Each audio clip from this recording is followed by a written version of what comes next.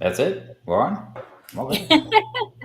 Wow, that was quick. Hey, what's up, Mental Health Nation? Hope everybody's having a great Monday. Remember to get out and vote tomorrow if you have not already voted. It's a very important election, and I tell you, and I'll get into it later, after spending a week in Romania, and as you all know, Romania was underneath communism control up until 1989. It really gives you a whole nother perspective about things. And that just reminded me I needed to send Chris another photo, so I'm gonna do that. But hey, with that, before I jump into everything, Lynn, how are you doing today? Hey, I'm doing good. Cliff, thanks for having me on the show again. I haven't voted yet because I wait till election day to actually vote. I don't trust. I mean, just personally, I've been seeing like all kinds of different news, or could be fake news, where mailboxes being burnt before election day. But I am personally going to be voting tomorrow.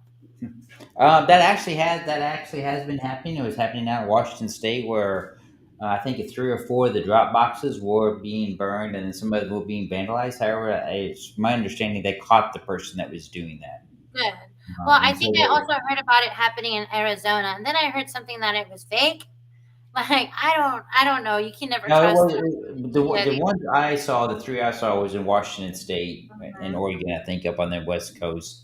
However, they did catch that person that was doing it. I haven't heard about any in Arizona.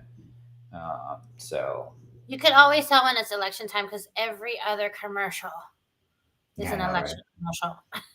I'm lucky I don't see those here, so it's not Oh, election good year to either. go. So, but hey, listen, before we jump into all that, like I said before, get out and vote if you haven't already voted. We got the QR code up there in the upper left hand corner. Christmas is right around the corner. Wreaths across America, they ensure those wreaths are placed on the veterans. For the ultimate sacrifice that they made, whether they made it during their service or after their service. But it's very important to click on that, and you can donate as little as $5, and it ensures that those wreaths are on those gravestones during the holiday season. Along with that, Wreaths Across America also has a radio station. I apologize, I'm a little tired.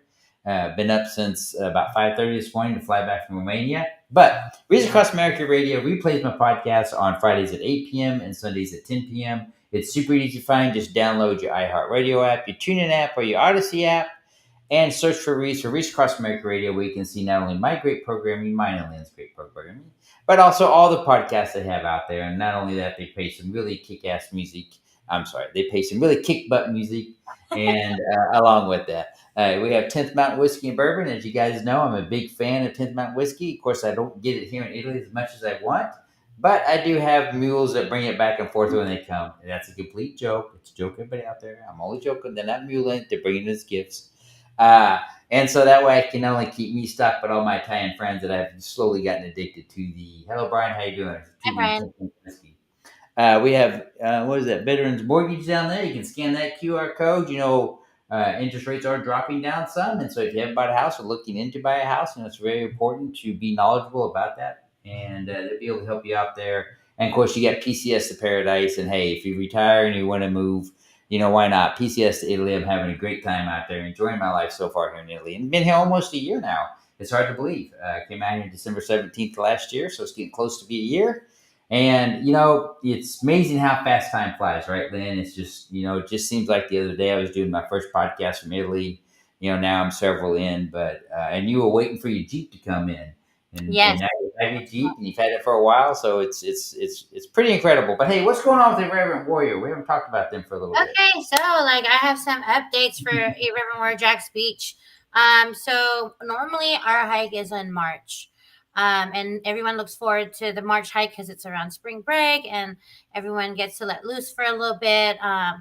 But a lot of different circumstances happened where I am going to have to move the hike to November. So it's positive for us because it gives us a lot more time to plan, a lot more time to raise money, and a lot more time for people to actually plan out and come to Florida. Now, the only thing about November is that it could be either 86 degrees or it could be 40 degrees in here in Northeast Florida. So you never know. So I'm Right. thinking of doing it like around November 8th, and I already have people chiming in. Of course, our Marines. Shout out to the Marines. It's almost their birthday. Um, and of course, they'll never let you forget when their birthday is November 10th. If you guys know. That's true. So, happy early birthday to the Marines. Single day of November, they're going to be celebrating every day until their freaking birthday, and then the next day is Veterans Day, right? Yeah, Uh, absolutely. Well, Chris told me all about it before the show started. So so he's right. So either way, I have it projected for November 8th, and so I already have a bunch of Marines who are like, "Woohoo! What a better way to celebrate I know, Marines' right? birthday, Welcome. with a hike." And I was like, okay, I wasn't even registering Marine's birthday. I was thinking, okay, Veterans Day, Right. and the weekend before that is Halloween. Um, but yeah, so we've moved our hike to November. So hopefully that helps everything because Florida is a big destination for hikes, right? And so Orlando is planning on doing theirs in March, the beginning of March. Hmm. So it kind of clashes, like we're normally at the end of March. So Yeah.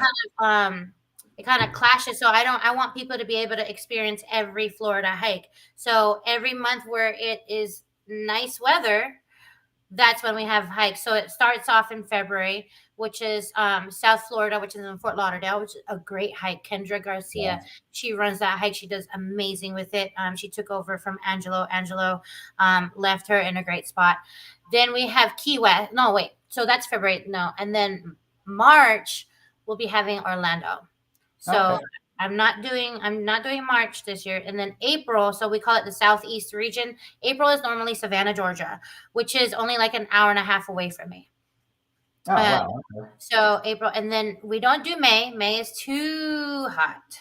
Hmm. It's already hot and humid. And then June, um, Atlanta's part of our Southeast region, and they do theirs in June, which is hot, hot, hot. It's hot. Yeah. So then we don't kick off hikes again until we call it. Usually race season starts in September, but September is iffy because Yeah. remember this last September here, what happened? Mhm. Two hurricanes. Yeah. So and then Hey, October. it's a hurricane hike, hurricane party. What the heck? Exactly. Well, I don't want my people out there, 200 people out there, like hiking in a hurricane, then all of a sudden a tornado. When the wind blows, the drinks are flowing. Right, exactly. I would rather keep them safe. So November is a little bit safer zone.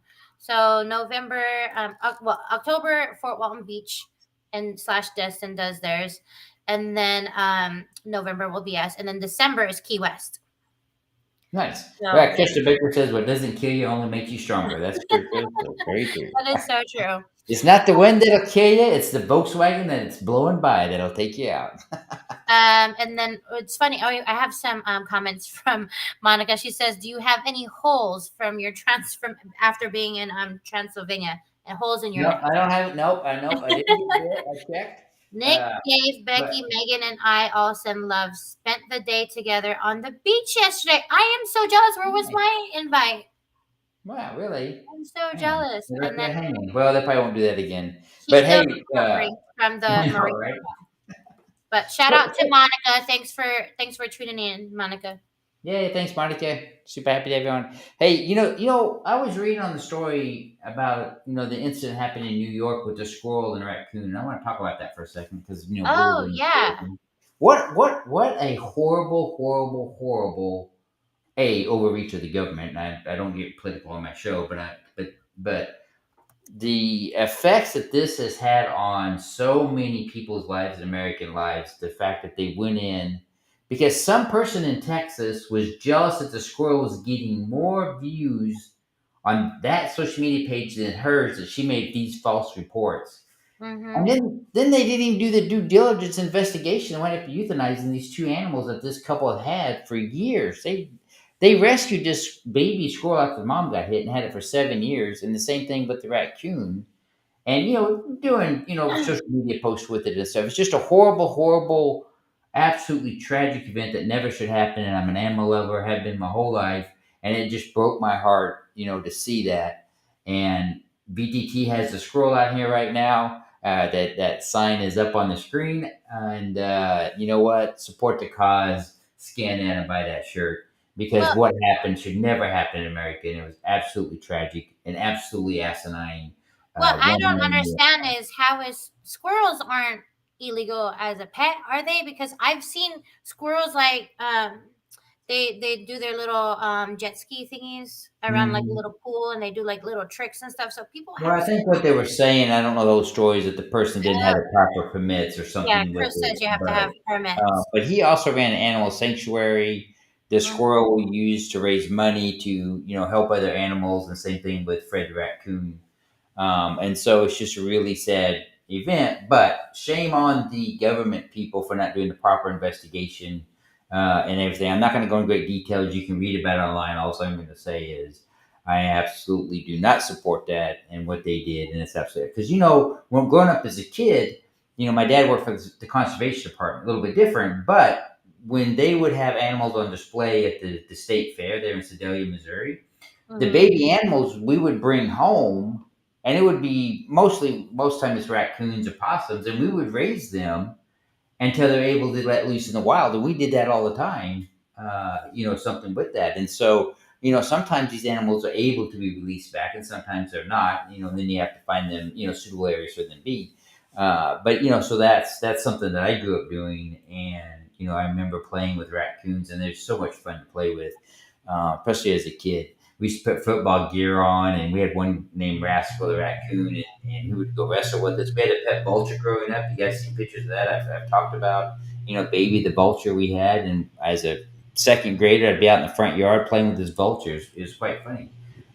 So I understand that. So it just broke my heart to see that. And it's something hopefully after November 5th we can fix and ensure that never happens to anybody, because nobody should ever have their pet taken away that way. No. Truly, truly, truly, truly. So, as you guys know, I've been in Romania for the last 5 days. I've been traveling all over Romania, basically walking the path of Vlad the Impaler, the person who is, known as Dracula. We Mhm. went anywhere from his birthplace to the castle that he was in to his place where he was killed, and then finally to where his grandfather is buried in a monastery. And so it was pretty interesting. So if you don't know the story behind it, there's YouTube. I think Netflix, YouTube. Go out and watch YouTube. Google Vlad the Impaler and look at this guy's history, right? Because we only talk about the vampire part. The fact that he's impaling all these people. I don't know how much you know about him, Lynn, but he was a leader. He was only in charge for about 7 years, I but watched a documentary about him long, long time ago, and that yeah, he impaled people, and I think he liked to like drink their blood. none of that was proven, sort of. But hang on a second. I want to say I just lost my train of thought. Um, but what's interesting is once you learn the history of what he went through as a child. And hey, Chris, pull up the picture of the yellow house. So one places we went to was the place where he was actually born, and we actually ate lunch. It's the yellow picture. Yeah, that one. So that is the house where he was born in. It's a restaurant now and a little museum in the bottom part. So you go up to the second floor and it's a restaurant. So we sat in there and actually ate lunch. But it's interesting to learn this person's history. And once you dive into it, of course, he was around what 14 was 48, something like that is when he was Yeah, born. 1448. Yeah, something around that. That's when he took the throne when he was old enough to Yeah, I like. think that, yeah. And then he Yeah, was killed in 1478. 77, I think he was killed. His death yeah. is 1477. So he was Anyway, like 20 years old so when he took the but throne. as a child, his growing up, you learn the history of it, right? It's horrible, and I'm not going to go into all the detail because I don't have enough time. But I'll say this: that guy started impaling people because those are the people that were doing him wrong as he's running around all over, Romania and Transylvania and all this stuff. Uh, and I think he was just getting a little revenge there with it. Uh, but Yeah, hey, pretty crazy. it's interesting, and I posted about this the other day, right? When you learn history in school and you read about it, but going out and experiencing live history, right? Somebody who lives in that area, somebody who knows the stories, somebody who sees it every day, you get a whole different perspective of it. And it's pretty amazing when you learn history in a whole different way. And I employ everybody, history wise, reading history and books was always boring to me. So to go out and see history and physically touch those buildings and see the things they wore. And to be honest with you, I didn't know that much about Romania. I knew about Transylvania, and I knew about Vlad, the Impaler, and of course his castle there, and Queen Elizabeth. But Cornell, our guide for the last 4 days, was an absolute amazing historian. So for all you guys don't know, after World War II, Romania became a communist country. They weren't communist before, then they became communist. It was agreed. And they were kind of put between a rock and a hard place because they fought with the Germans in the beginning of World War II, and then they switched to helping the Russians. And the Russians was kind of upset by that, but when they got absorbed into the Communist Party. And so it was a pretty big turmoil. But that decision to join the Communist Party wasn't made by the people of Romania. That was made by their government. And so now they have a big change. And Cornell, our guide, lived through that period. And to hear his perspective of being from not under a communist rule to being in a communist rule, and then now coming out of that communist rule in 1989 when when the Iron Curtain fell, that's when Romania went back to being a free state, I guess, for lack of a better term. But I asked him. I said, "How was that transition?" Right? You're always curious about that. First, they had a small revolution because the guy that was in charge, the communist dictator, didn't want to give up power. Several hundred people got killed in the skirmish. Like a light civil war, really wasn't a major civil war. But they did capture him, and then they put him on a one-day trial, and then they executed him. And so you can read about the history of that. But it was interesting to listen to Cornell, who at that time was an engineer, listen to his life story and what all he went through during that time period. And really, it goes back to, people being resilient in ways that they never thought they ever could be resilient. Chris, you can take that photo down. That's fine now. Yeah, and I had a whole bunch of photos I'm going to show tonight, but I don't know if I'll show them all. But you guys can see all my posts on Facebook and Twitter and X. I put all those photos out there from when my time in Romania. But I say all that because it's important, because we're at a pivotal time in our country, and it has been mentally straining on everybody for the last several years, and everybody can contest to that. And so, it's important to understand what's going on but in the history of other things that went on, because to listen to his stories and how that occurred, and how the communists come in, they would take the properties away from everybody. They called it state-run properties. There's nothing you can do about it. So one day you have a house, and next day you don't, and you live in some little apartment. But then to see the struggles that people went through after the communists left, it was just pretty amazing. And to see, remember, when you see the photos of the Romanian people in the countryside, you always see the old lady with the corn on her back, and she's walking out of the field, or you got the horse drawn. They still live like that out here. I mean, we Still drove. very country and They rural. and a lot of the small towns we drove through, they didn't have a store. I mean, they had their garden. They had this is what I noticed in their garden as we drove by the houses, and I was kind of jealous because I lived this way in 2 seconds. But they always had a garden.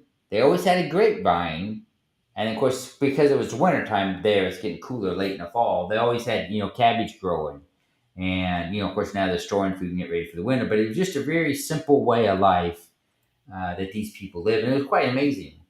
But it's a good tour. It was, yep, simple life is sometimes the best life. You're right. Mm-hmm. Um, and it's just I think it's sometimes to get out and see things in a different perspective, right? You talk about the River Warrior hike. I'm talking about going to Romania, and sometimes it's good just to get out and meet new people and hear their story. Everybody's got a story, no matter in the world where you go. Obviously, I've heard many stories here in Italy, and I heard many stories in Romania. Everybody's got a life story, and it's important. True. And so if you guys haven't been to Romania, you need to go visit. It's an absolutely beautiful country. They have a very interesting history. I will probably go back and see some things I didn't get to see. But funny story. Okay, I got a funny story. Okay, So I'm on a bus with 30 other people. My older brother went with me because this was for his birthday. He turned 62, and he wanted to go. Hey, Chris, can you throw up the picture of the castle, the Transylvanian castle? So his whole life, he's always wanted to go to Transylvania and see Vlad the Impaler's castle. And so we were able to make it to the castle. And on his birthday, we didn't think we were going to, so we actually made it to the castle. We actually made it inside the castle. I have pictures of it posted on my Facebook where we actually went inside the castle. And it's pretty cool, and it's an interesting story. So this castle is still privately owned.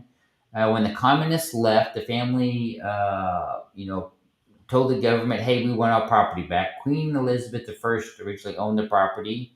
Then she gave it to her 6 kids. There's one surviving kid left. He lives in Austria, but he still owns the castle. This dude's making bank with this castle. I mean, holy crap! The line of people that were in to get in this, and he said this is the most visited place in all of Romania. But it's very cool to go and see and listen to the history of this castle. It's been around since the 12th century. It's pretty incredible. But so my brother, How much is it to get into that castle? do what? You said he makes a lot of money because a lot of people visit. How much is it? How much is a ticket to get in?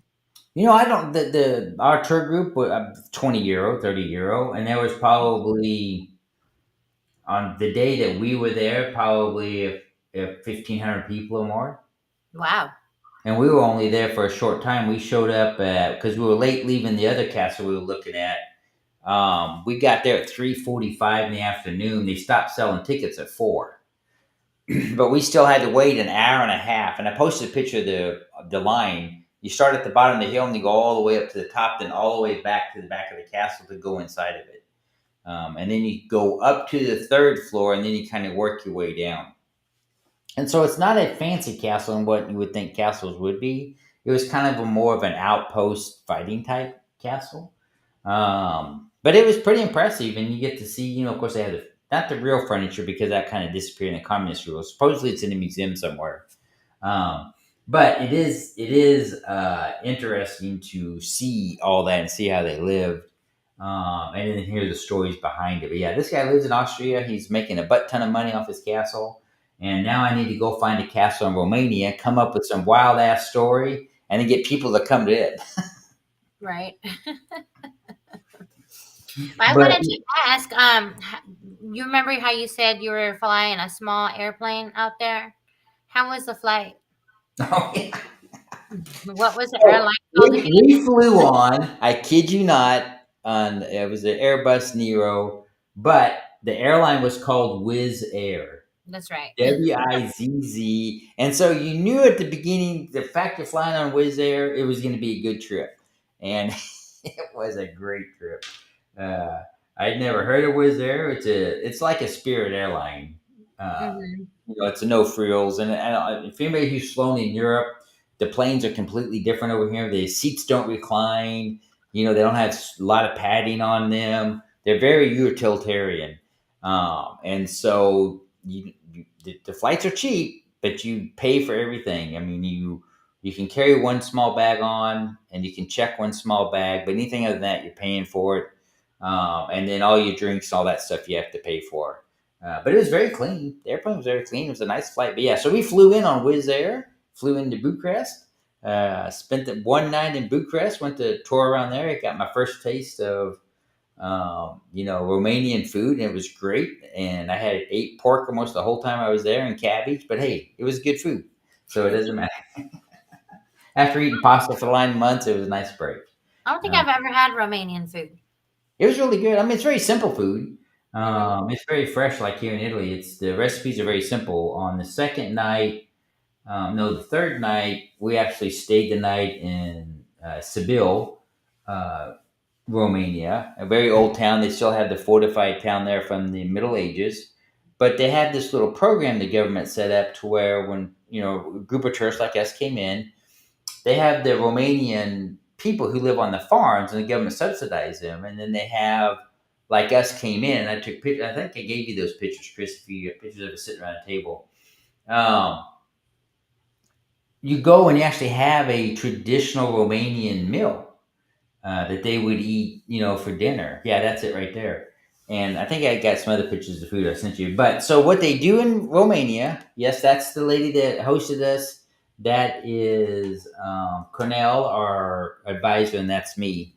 I wanted to get a picture with all of them. But the food's very simple. So usually you start out with a salad. They have roasted peppers, maybe some meatballs, some tomatoes and cucumbers. But before they eat, they take a shot of plum liquor, and it's damn good. It's damn good. And I bought some bottles of it. And so they take that before they eat. And hey, Donnell, how you doing? And so you take the shot of, now this was homemade plum liquor. And so it was quite good. And then she made some homemade wine. She had that, and we had that. So we had the first meal was just, what I said, it was just like a basic appetizer. And then she made these, they were meat kind of rolled in, was kind of like a dumpling, but in the shape of a dumpling. They were long, but they were very good. And then some other different types of pork. But it was a great meal. I wanted to go in the kitchen and see how she cooked all that, but they wouldn't let me. They made me stay seated down because me, I always want to jump in the kitchen. Um, but it was a very simple meal. Didn't have a lot of spice on it. Didn't have a lot of salt or pepper or anything on it. It was just the flavors of the thing. The sweet peppers there, the bell peppers are very sweet.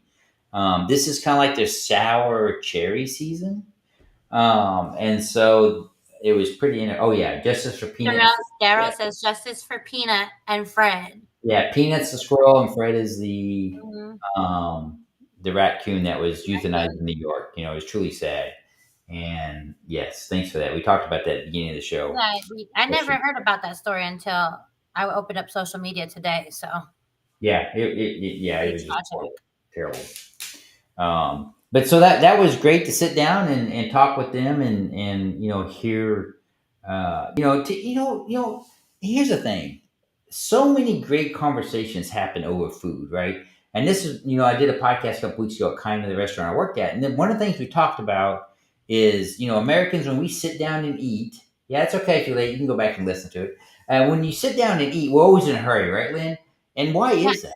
Italians don't understand that because we sit down, we chow down our food, we get up and leave in the restaurant within an hour or 45 minutes. Of course, the restaurant wants you to get out I of there. So think it's a money thing in America. It's a money thing because everywhere else we like to sit down, enjoy company, and just like pick at food and eat and yeah, drink and enjoy each other's company, right? But at the restaurant, they're trying to make money.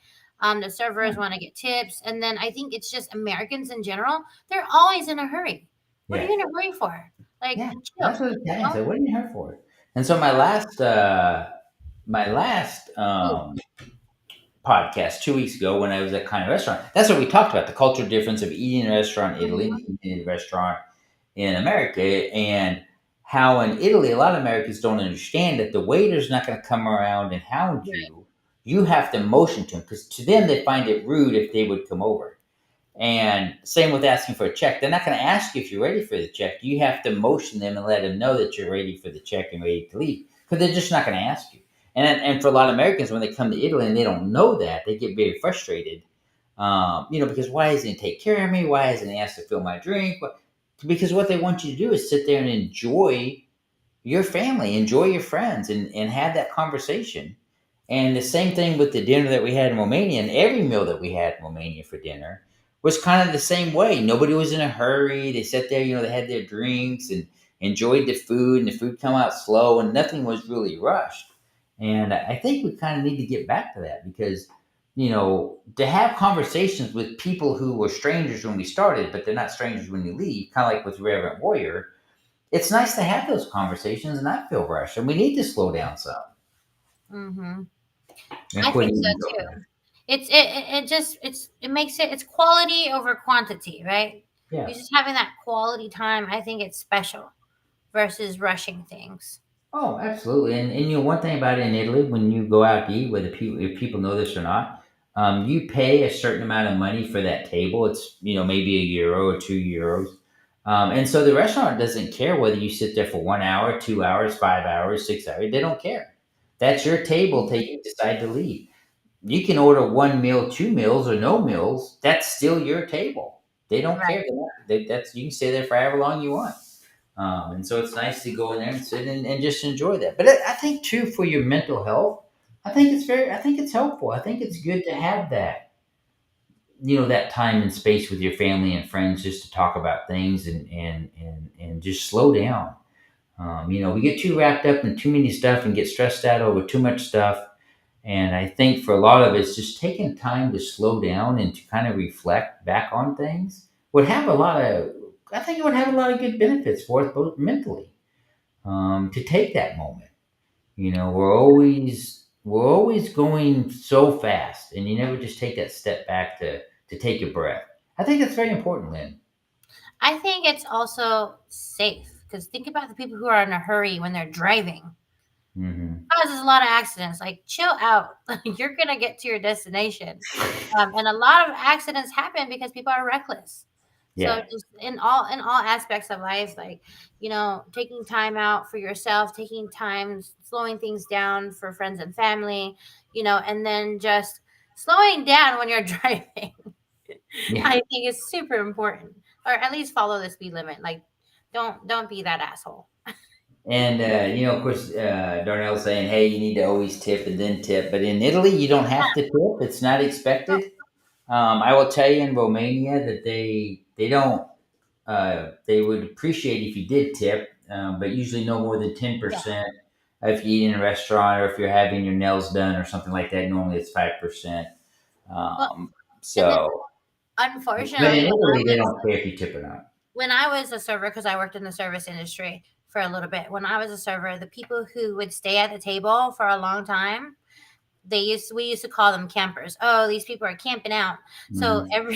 every Friday we had fireworks on the pier. So I used to work in Houston. We have a place called Kima Boardwalk, and it's in the ship channel, Houston ship channel. So it's on the water. So it's a really nice dining facility and or restaurant, not dining facility. It's a restaurant, and it's located on the water, and there's great views and everything, and you can see the fireworks, especially in the summer. So Friday would come around and servers would just get upset because they're missing out on money because you're Yeah, sitting there camping out. So unfortunately, that's just the American way sometimes. that's true. Yeah. And I guess because in Italy, the waiters and the waitresses get paid differently.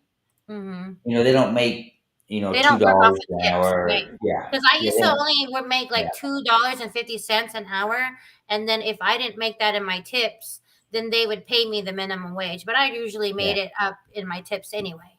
But yeah, like we're one of the only countries, as Chris says, we're the only country who don't pay our servers a livable wage, and they rely on tips for their pay. So that has a huge impact on how we live. yeah. I think so, and I think also too that's why they they I think that's, but sometimes I think people get overzealous with the tipping too. Sometimes some of the waiters you get too pushy with it, and I think that turns off a lot of people. In The Italy, they don't do that at all. tipping In culture Italy, is you like can give them a is €1 tip or a €20 tip, and they're just as happy either way. the tipping culture is like so controversial. I always see Mhm. things online like, oh, this person didn't tip, or this person didn't tip my DoorDash or Uber or whatever. And so Yeah, a DoorDash or Uber would like give bad service because they expected a tip before giving the service. yeah, So, and and now when you go to a kiosk or if you go pay anywhere, and you're just getting your food to go, there's always that screen always pops up. How much do you want to tip?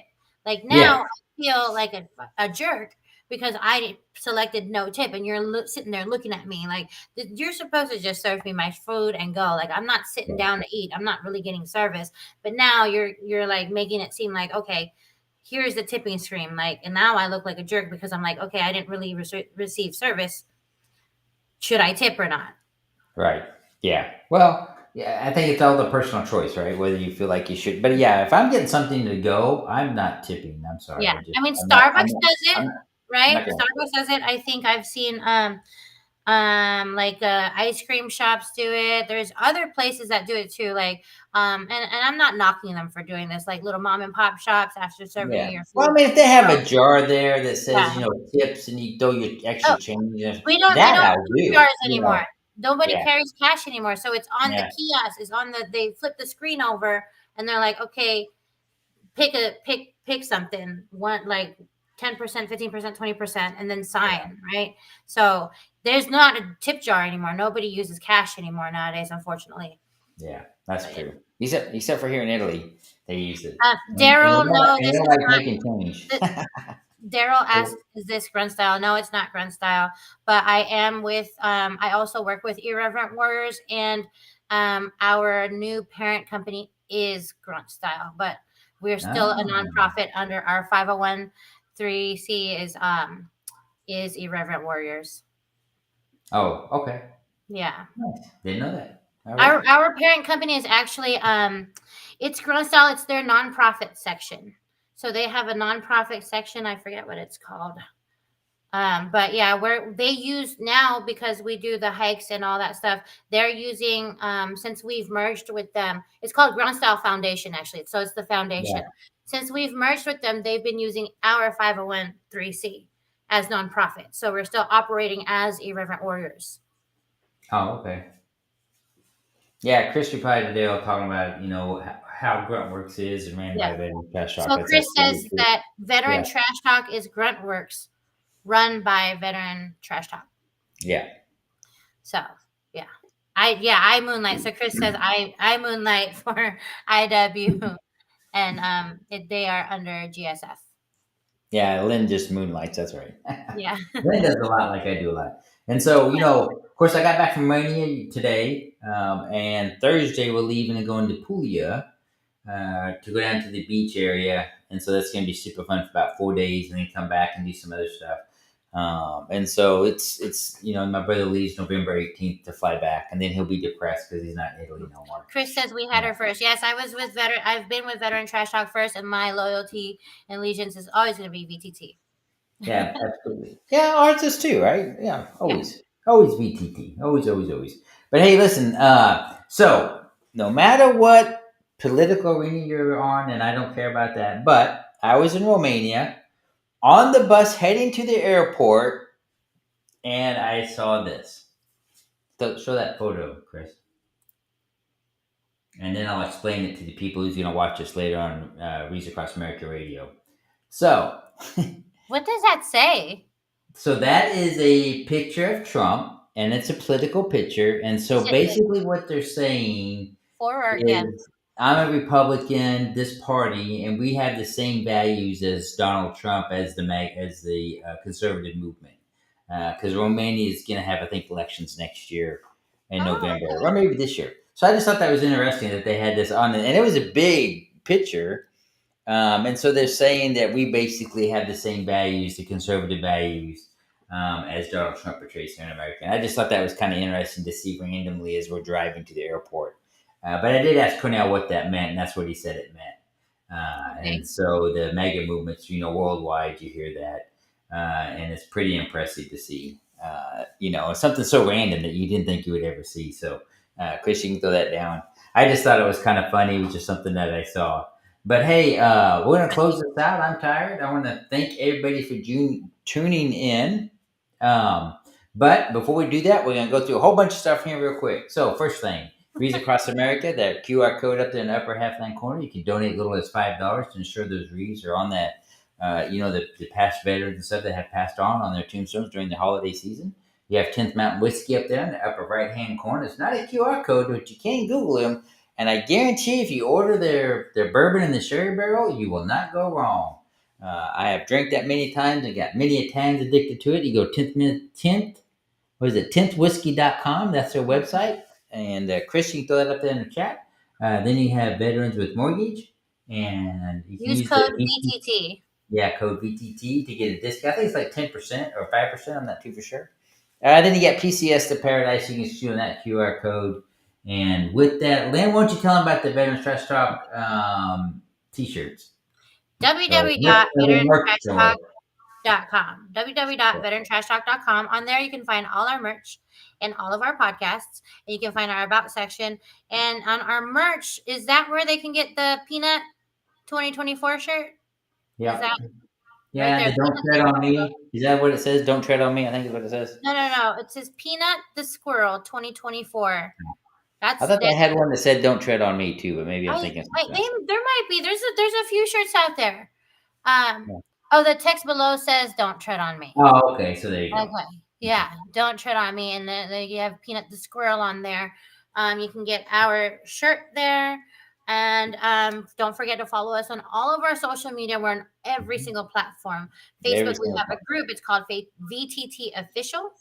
Mhm. We have Instagram, Twitter, TikTok. And then all our podcasts are Yeah, on all we're podcasts. on the podcast broadcast on X. It's on Instagram.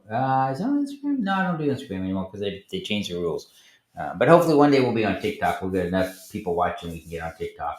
But I do show it on my X account, so you can watch it on X. But hey, I want to thank everybody for tuning in. It wasn't our normal show, but hey, mental health is important, and you just need to look at it different ways on how you're dealing with your mental health. We're going into the holiday season. That is a stressful time for a lot of people. You guys went through the time change this past weekend, so I'm sure you guys are Yes. adjusting for that. So it's okay to feel tired. It's okay to have a little anxiety during this time as your body readjusts to the time. And it's kind of depressing because it gets dark earlier. I mean, Yeah, here it because starts getting dark it's at 4:30. 5 p.m. and it feels like it's 9 p.m. Like, Yeah, yeah, great. And it takes a while to get used to it, and it's a hard time for a lot of people. So let's watch out for our brothers and sisters as we are our brothers and sisters keepers. Let's take care, and we'll see you guys next. I think we're on next Monday, right? We're gonna do next Monday. that's Um, Veterans Day. oh, that's right. Yeah. So Well, happy birthday, Marines. yeah, happy birthday, Marines. Happy Veterans Day. Everybody take care. We're doing Tuesday next week. And you guys have a great week and please take care of yourself. Take care. Night.